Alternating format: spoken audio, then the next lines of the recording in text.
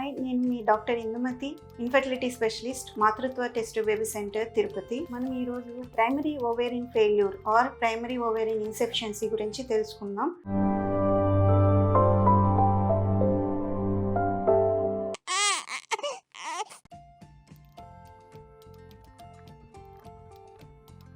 యూజువల్గా స్త్రీలలో మెనోపాజ్ అనేది 45 ఇయర్స్ తర్వాత చూస్తుంటాం.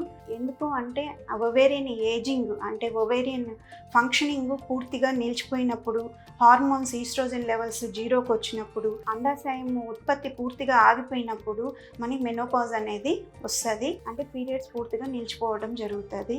ఇలాంటి కండిషను 35 ఏళ్ళ లోపు వాళ్ళలో కానీ 30 ఏళ్ళ లోపు వాళ్ళలో కానీ వస్తే దాన్ని ప్రైమరీ ఓవేరియన్ ఫెయిల్యూర్ అంటారు ఆర్ ప్రైమరీ ఓవేరియన్ ఇన్సఫిషియన్ అంటారు. ఈ మధ్య చాలా రెగ్యులర్గా ఈ కేసెస్ చూడడం జరుగుతుంది.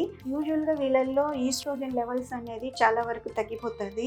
అండాశయం ఉత్పత్తి అనేది, అండం పెరుగుదల అనేది ఉండదు. వీళ్ళు యూజువల్గా ఎలా ప్రెజెంట్ అవుతారంటే పీరియడ్స్లో 2 నుంచి 3 నెలల వరకు కూడా పీరియడ్ రాకపోవటం, 6 months వన్స్ పీరియడ్స్ రావటం అనేది ఉంటుంది. అలాగే ఫ్లో అనేది పీరియడ్స్ అప్పుడు ఫ్లో అనేది కూడా బ్లడ్ ఫ్లో అనేది చాలా తగ్గిపోతుంది. అలాగే ఈస్ట్రోజన్ డెఫిషియన్సీ వల్ల వీళ్ళల్లో సెక్సువల్ డిజైర్ తగ్గిపోతుంది. అలాగే ఎముకలు వీక్ అవ్వటము, డిప్రెషన్ రావటము, మెమరీ లాస్, ఇలాంటి సిమ్టమ్స్లో యూజువల్గా ప్రెజెంట్ అవుతుంటారు. దీనికి కారణాలుగా యూజువల్గా ఫస్ట్ థింగ్ క్రోమోజోమల్ కారణాలు చెప్పొచ్చు. ఆడవాళ్ళలో XX క్రోమోజోమ్ ఉంటుంది. ఆ క్రోమోజోముల్లో సంథింగ్ అంటే చేంజెస్ ఉన్నప్పుడు, like mosaic Turner syndromes or X chromosome ఫ్రెజైల్గా ఉన్నప్పుడు, ఫ్రెజైల్ ఎక్స్ సిండ్రోమ్స్, ఇవి కామన్ కారణాలుగా చెప్పచ్చు.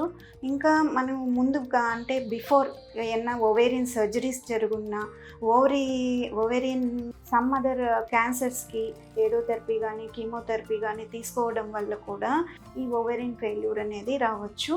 అలాగే టాక్సిన్స్, కొన్ని స్మోకింగ్, ఇవన్నీ కూడా కారణాలుగా చెప్పచ్చు. దీన్ని ఎలా డయాగ్నోస్ చేయగలము అంటే ఇదర్ స్కాన్ ద్వారా, స్కాన్లో యూట్రస్ సైజు, అండాశయాల సైజు బట్టి, ఫాలికల్ నెంబర్స్ బట్టి కూడా డయాగ్నోస్ చేయొచ్చు. అలాగే కన్ఫర్మేటరీ బై హార్మోన్ టెస్టుల ద్వారా, FSH, LH టెస్టుల ద్వారా, ఈస్ట్రోజన్ లెవెల్స్ ద్వారా కూడా మనం దీన్ని డయాగ్నోస్ చేసుకోవచ్చు.